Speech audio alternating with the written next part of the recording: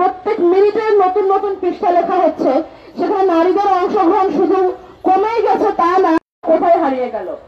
দেখুন, সত্যি কথা বলতে কি, বাংলাদেশের নারীদের রাজনীতির অংশগ্রহণ এই কাজটা সবচেয়ে বেশি কঠিন করে গেছে শেখ হাসিনা নিজে। শেখ হাসিনা 16 বছর ধরে যেই লুটতরাজ, দুর্নীতি, খুন, গুম, আয়নাঘরের মতো বিচার নিশ্চিত, এই জন্য যতদিন না পর্যন্ত বাংলাদেশে আওয়ামী লীগ নিষিদ্ধ হবে এবং শেখ হাসিনাকে দেশে ফিরিয়ে এনে শাস্তির মুখোমুখি না করা হবে, ততদিন শুধুমাত্র নারীদের রাজনীতি না, আমি মনে করি বাংলাদেশের নতুন রাজনৈতিক বন্দোবস্ত এবং 24 পরবর্তী রাজনৈতিক নতুন রূপরেখা কোনোভাবেই দেওয়া সম্ভব না।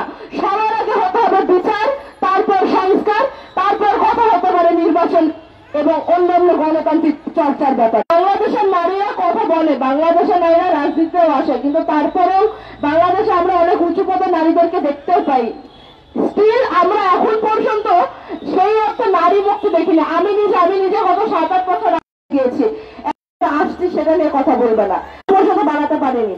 আপনি দেখুন, আমাদের বাংলাদেশে যে দুটি বৃহত্তম রাজনৈতিক দল রয়েছেন, তার রাজনীতি বুঝে না, যদি বুঝতো নিজেদের বিষয় এরকম প্যাচার পারতো না। এইটাই সমস্যা, প্যাচার পারতে থাকেন, নিজেদের কথাবার্তা বলতে থাকেন, একদিন শুনবে না, 2 দিন শুনবে না, একদিন না একদিন তো শুনবে।